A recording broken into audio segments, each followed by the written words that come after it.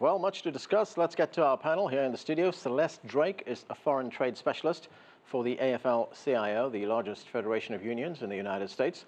Also with us, Joshua Meltzer is a senior fellow in the Global Economy and Development Program at the Brookings Institution. From Calgary, Carlo Dade is the director of the Center on Trade and Investment Policy at the Canada West Foundation. And also with us in the studio, Arturo Sarukhan is a former Mexican ambassador to the United States and now an international consultant. Thanks to all of you for joining us. Celeste, let me start with you. I think all three signatory countries to NAFTA have recognized the need for this agreement to be reworked, modernized, renegotiated, call it what you will. What would you like to see come out of these negotiations?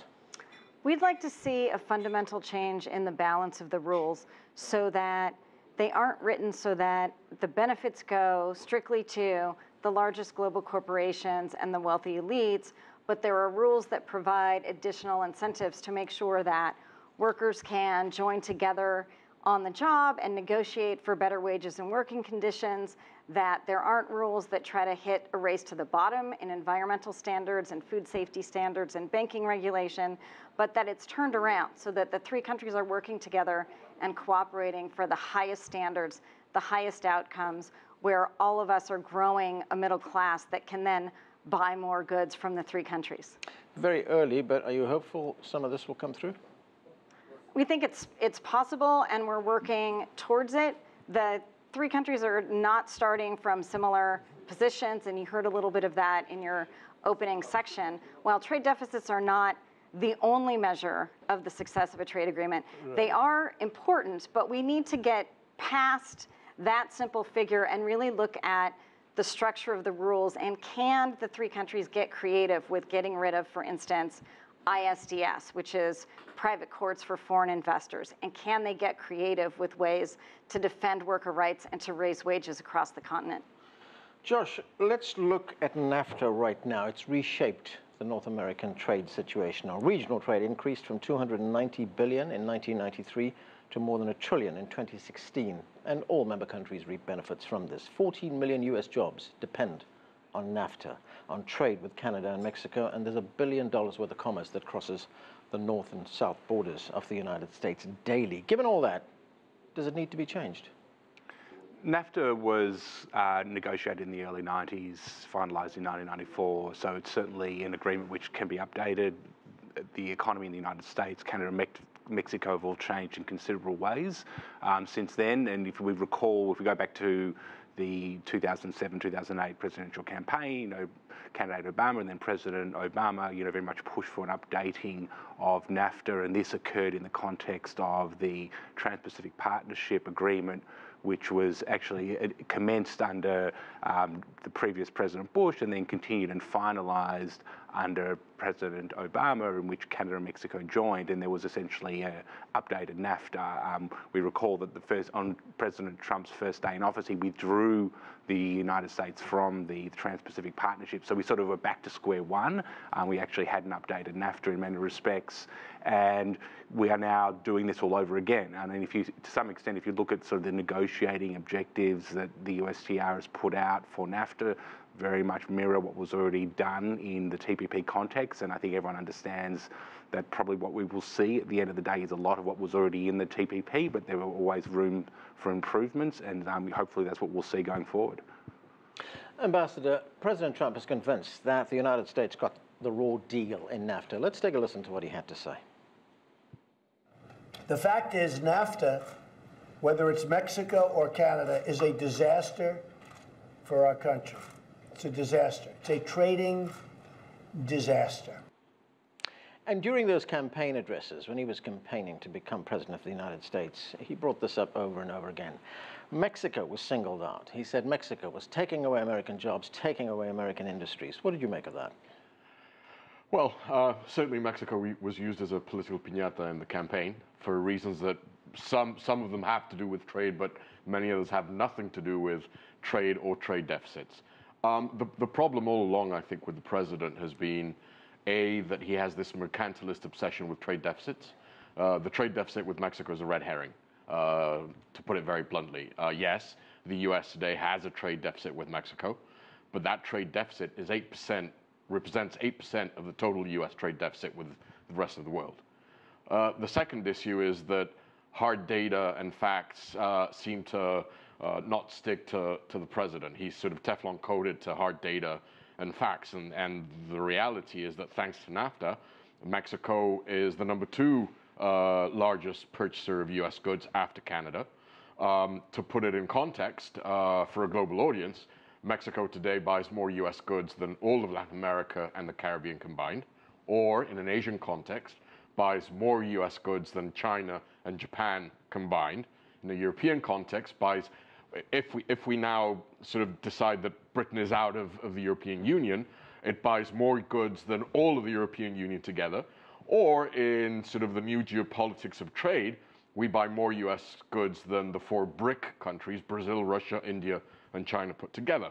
Right. You've got 5 million US jobs that directly depend on trade with NAFTA.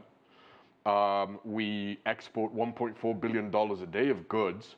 So if that's a disaster for the US economy, yeah. I don't know where he gets this from.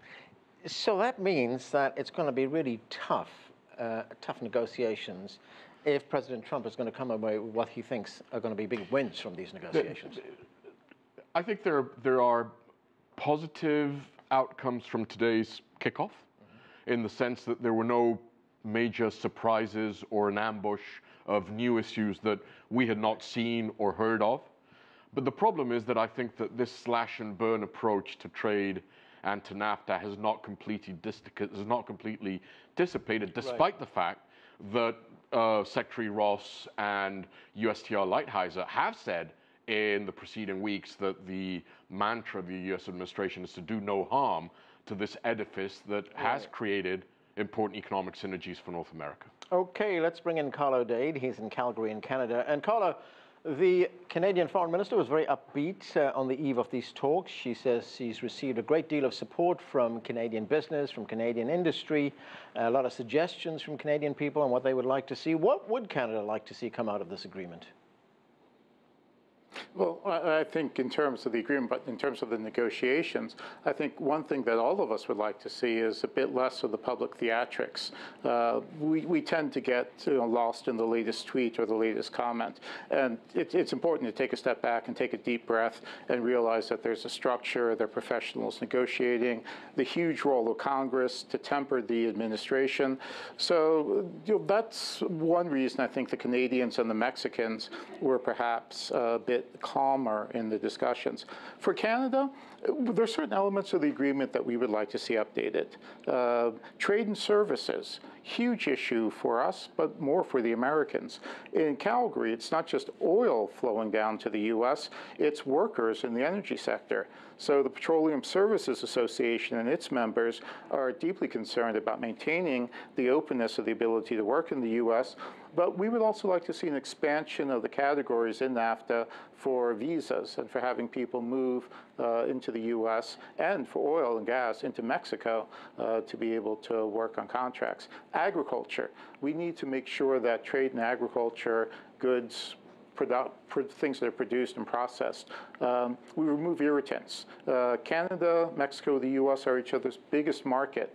The U.S. agriculture sector is hurting in a lot of areas. So it's important for the Americans. It's also important for us to make sure that we don't do damage. And what was disheartening today was Lighthizer's comments, almost dismissive comments about the role of agriculture in North America. Yeah, agriculture is fine, but we want to talk about the Rust Belt. I don't think that's going to play well in any of the 3 countries. Celeste, let's talk about NAFTA and jobs. It's a hot-button issue. It's a big political issue here in this country. We've had President Trump criticize the fact that jobs are being lost in the United States. Trade groups have been criticizing that as well. A loss of jobs, decline in U.S. wages. What impact has NAFTA had on job growth in the United States? So NAFTA has cost United States workers about 850,000 jobs on net, so that's including all the gains and all the losses. But that's really not the biggest story. It's a really big story for those 850,000 workers and their families. But the bigger impact is really the wages impact right. that you mentioned.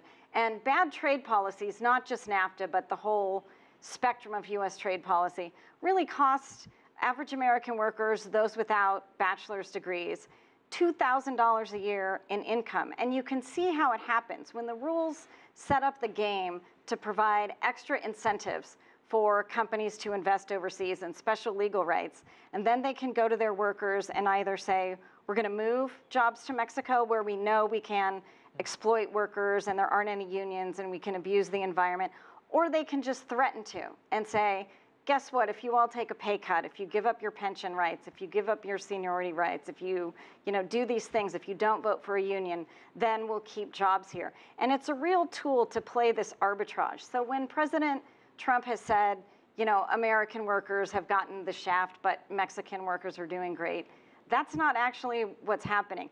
There is all this wealth and there is growth that's being created, but the rules aren't such that it's being shared with the workers who are creating the gains, and that's the real problem. So companies in Canada, Mexico, and the United States are doing well because of NAFTA, but average working people are not. So it's about changing those rules, adding incentives, making sure that standard basic labor rights are protected, and putting in tools that lift working families up. So how easy or how hard is that going to be to fix?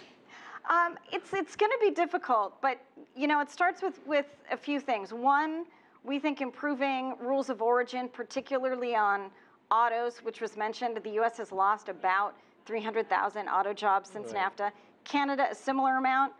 Mexico has gained a similar amount, about 600,000. And so you change them to say less leakage from non-NAFTA countries.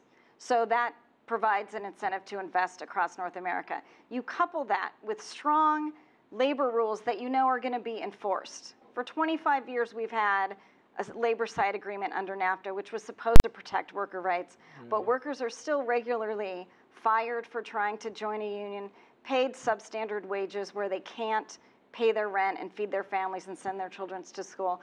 And you eliminate some of these extreme investor right privileges. And then you've started to create a system where not overnight and not tomorrow, and it's not about bringing back the jobs of the past, but you're incentivizing new jobs to come to Mexico, but also to the United States and Canada because you're leveling the playing field.